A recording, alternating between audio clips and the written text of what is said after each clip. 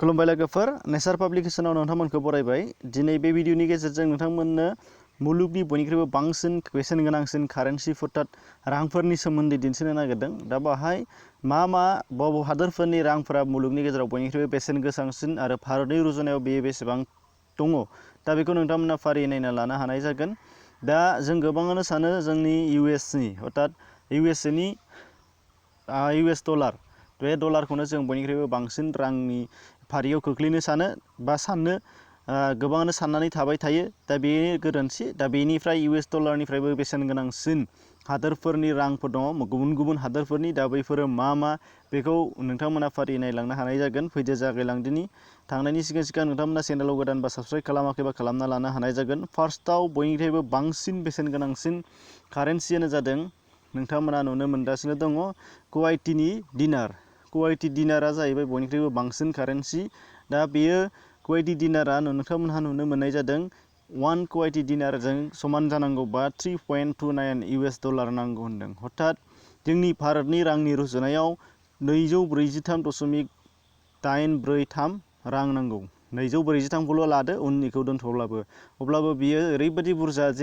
जेराव जोंनि US dollar जोंनि भारतआ US डलारजों रुजुनायाव 75.66 दा बेबो दा मैया हथात 14 मेनि दिनावहाय 14 मेनि जेनाखि लाइभ बाहाय बेखिनि जानानै दङ 15.66 बियो सोलायबाय थायो US डलारजों जोंनि भारतजों कारेन्सिया आप डाउन जाबाय थायो नोंथांमोना नायबाय थानो हागोन दा बिनि उनावहाय नोंथांमोना नुनो मोनदों फार्स्टआव कुवाइटि दिनार बेनि नेक्स्टआव मा जानो हागौ नायदो नेक्स्टआव नुनो मोनदों नोंथांमोनहा बहरीन दिनारनिया जाहैबाय मोनसे बहरीन दिनारनि थाखाय 2.66 US डलार नांगौ जानानै फैयो दा बे US डलाराव सेकेन्डआव नोंथांमोना नुनो मोननाय जादों बहरीन दिनार दानिया थार्डआव नुगोन थार्डआव नायदो थार्डआव नुनो मोनदों अमान रियेला जाहैबाय 2.60 US डलारजों समान अमान रियेल बिनि उनावहाय नोंथांमोना नुनो मोनदों फोर्थआव जर्डान दिनारा जाहैबाय 1.41 US डलार नांगौ बेनिफ्राय जर्डाननि उनावहाय दङ ब्रिटिश पाउन्डआव जादों नोंथांमोना नुनो मोनदों 1 ब्रिटिश पाउन्डआव 1.32 US डलार बेनिफ्राय नुनो मोनदों सिक्सथआव नुनो मोनदों नोंथांमोना केमेन आइसलेन्डआव नोंथांमोना 1.22 US डलारजों 1 KYD जागोन दा बेनि उनावहाय नुनो मोनदों 7आव दङ इउर'पियाननि इउर' बाहाय नुनो मोननाय जादों इउर'पियान इउर'आव 1.11 US डलार नांगौ दा बेनि उनावहाय नाम्बार 8आव दङ सुइसनि जेनाखि फ्रांक बेयावहाय